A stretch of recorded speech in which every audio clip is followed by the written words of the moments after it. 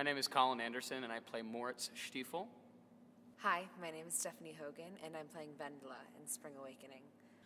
My name is Brian Muller, and I'm playing Melchior Gabor in Spring Awakening. My name is Shannon McMillan, and I play Ilsa in Spring Awakening. Moritz is by far the most troubled person in the show. He struggles so much with puberty and learning about sex, and something that I really recognize with also is being a bad student, and he indeed gets screwed over within the story and works really hard, and his mind is just jumbled. He is an absolute definition of adolescent puberty. Melchior is an interesting kid. He's a bit ahead of his time.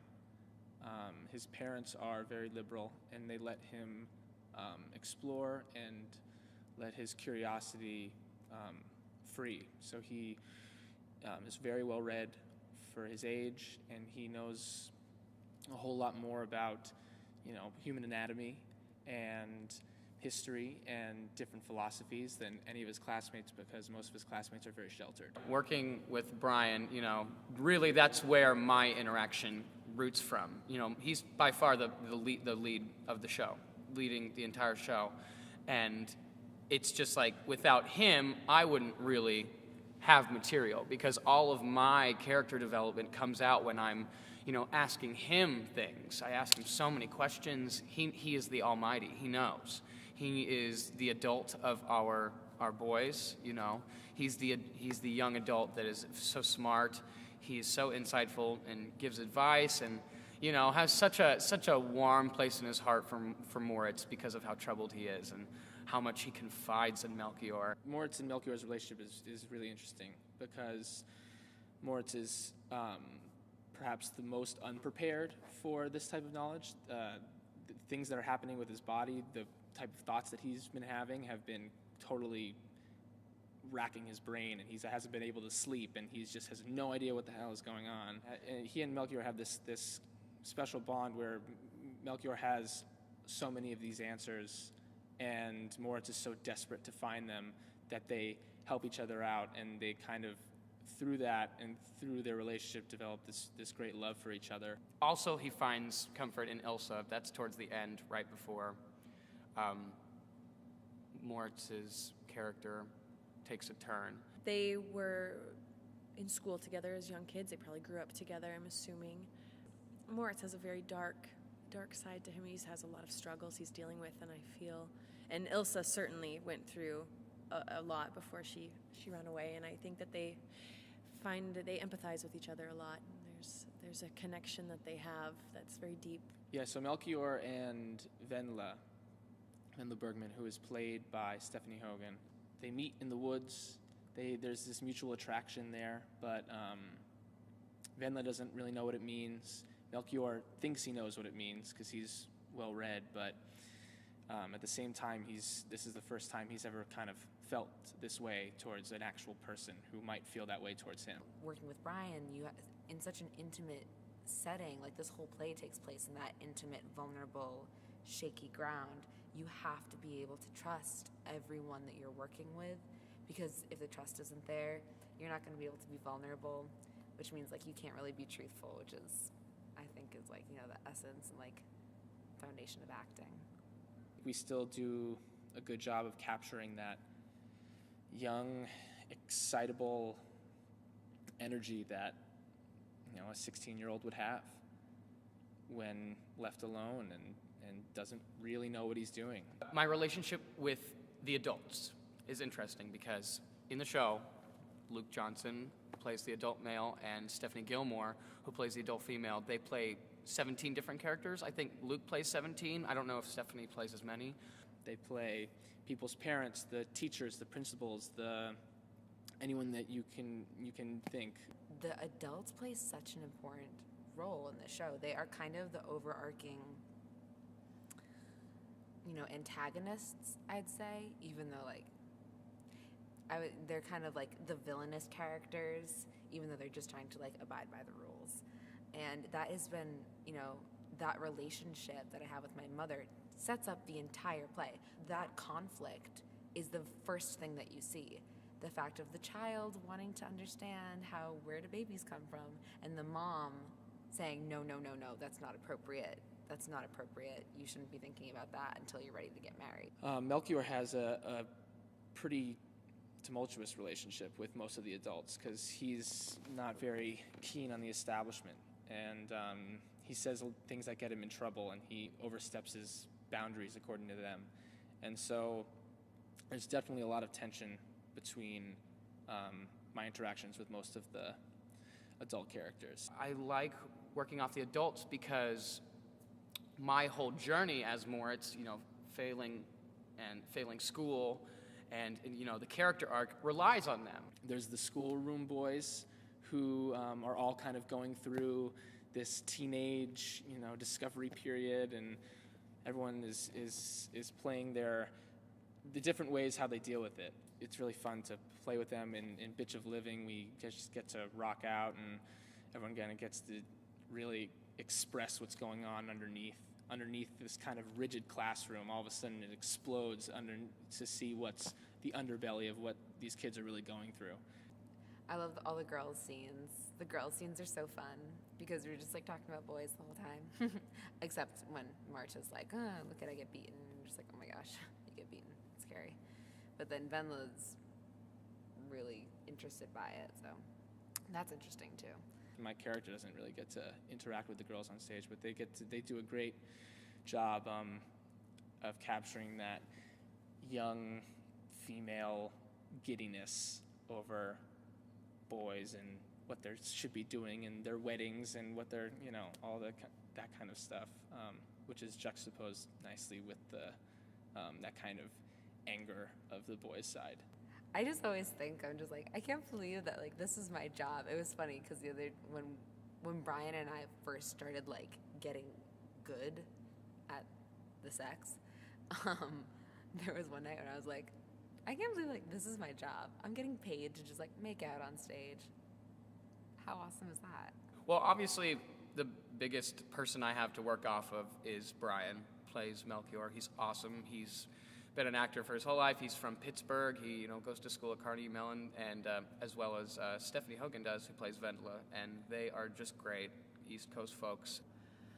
I think our two romantic leads, Stephanie and Brian, are so clear-spoken and honest and strong, and they're just great leaders of our company. It was nice. We were definitely friends in school, and we would hang out every now and then. But transferring it into where we're scene partners and we're working very closely and intimately together. There's a definite type of trust that you have to have with that person, and I think that we've been trying to develop that and just work off of each other and be very open with each other, and it's been great. He's a great scene partner. It's awesome.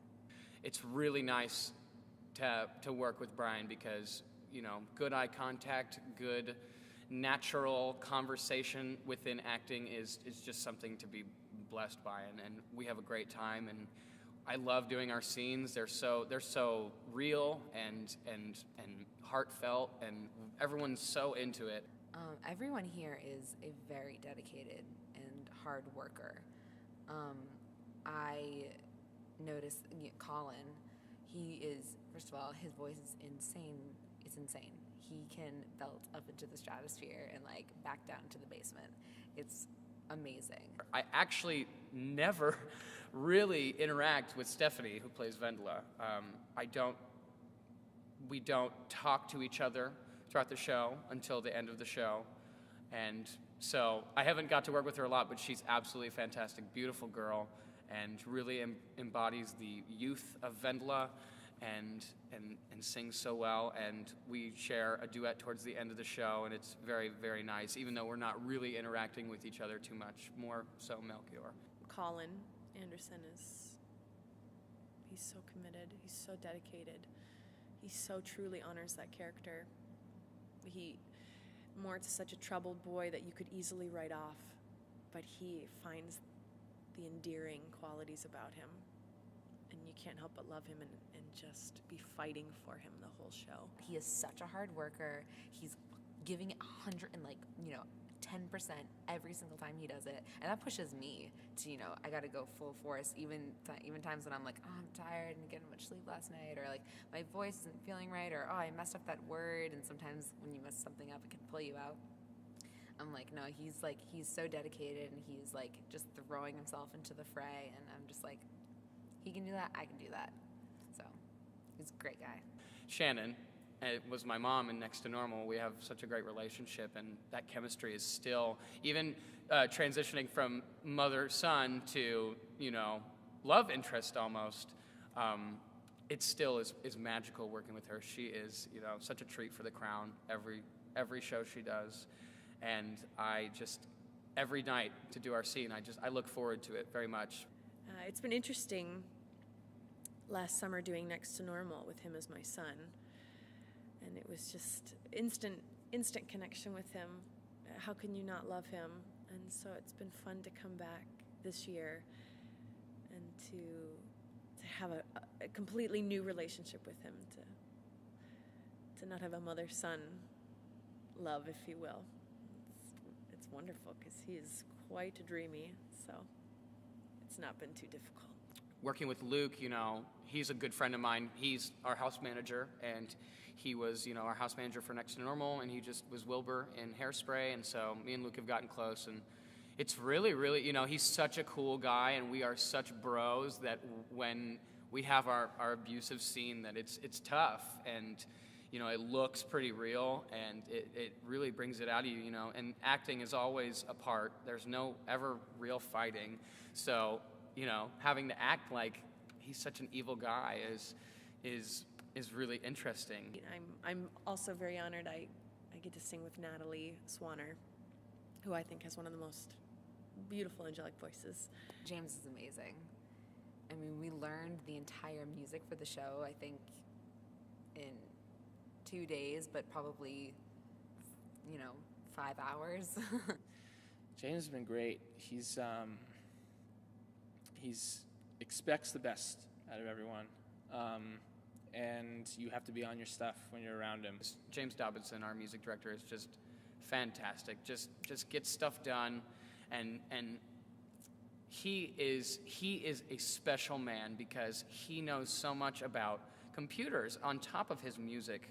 He was classically trained in opera and voice, and he loves doing musicals and rock and stuff like that. But all this music, there's a lot of sound effects and synthesizers and stuff that is coming from his computer that are just like the original Broadway recording on the CD, which is brilliant. And he can control a band as well as his computer and conduct and play piano all at the same time. I don't know how he does it. He's a master. We're using a click track, which is really difficult, really, really, truly difficult to do, and he just owns it. Every night, the band sounds incredible. Our musicians sound amazing. Yeah, the set is beautiful. I think it's fantastic.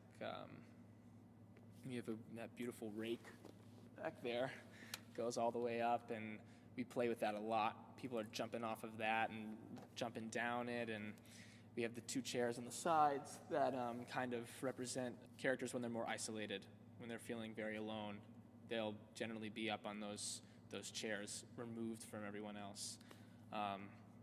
It's also a great thrust stage in that we're right in the audience. We're right. We have people all around us, and so we kind of really bring it into the audience. And then the lighting is beautiful. We have these great lamps that lower down, and in some of the more dark, ominous scenes, they light up very dimly, and it just creates a beautiful color palette up there. I saw this show on Broadway, and it blew my mind. I'm 4th row center. Seeing John Groff just spit all over the front row of people, it was inspiring, and I love the music. It's just very edgy, just like Next to Normal, all about it, and beautiful set, as you can see. And it was such a quick turnaround from Hairspray. It was very, very intense, but it's so wrenching, just gut-wrenching, and it's a great piece, and it's one of my favorite shows, and I'm enjoying it so much. Usually in the Broadway production, or how it was done on Broadway, was that there was nudity and it was kind of very explicit.